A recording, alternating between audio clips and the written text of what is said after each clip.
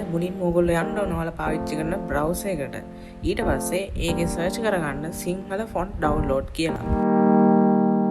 ඊට පස්සේ මේ එන වෙබ්සයිට් වලින් ඔයාලට කැමති වෙබ්සයිට් එකට ගිහිල්ලා සිංහල font download කරගන්න.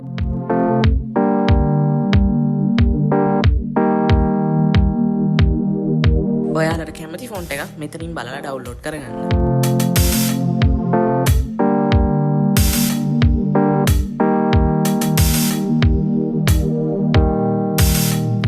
ඊළඟට යන්න ඔයාලගේ ෆයිල්ස් ඇප් එකට.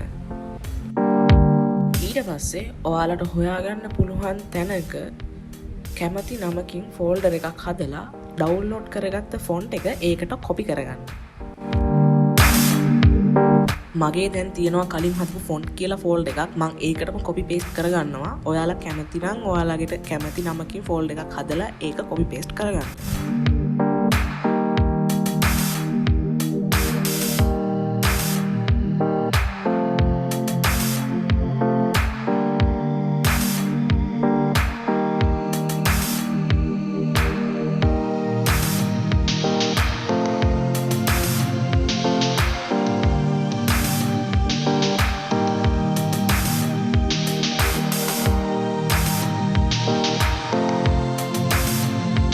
ඔයාලට පේන ඇති අපි දැන් සාමාන්‍ය විදිහට සිංහල ටයිප් කරාට මේකේ ටයිප් වෙන්නේ නැහැ.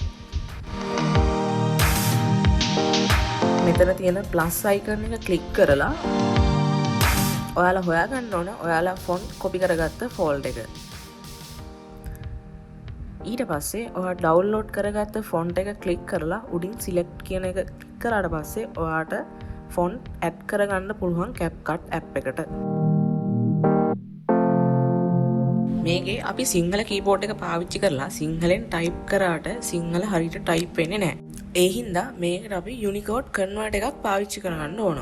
ඔයාලට Unicode පුළුවන් නම් convert එකක් පාවිච්චි කරන්න ඕනේ නැහැ. එහෙම බැරි කට්ටියට සිංහල Unicode convert කරගන්න පුළුවන් application තියෙනවා. ඒගොල්ලෝ ඒ විදිහේ application එකක් download කරගන්න. මමත් මේ විදිහේ application එකක් download කරන් ඉන්නේ. ඔයාලත් මේ app එකේ නම Google Play Store එකේ search කරලා එතනින් download කරගන්න.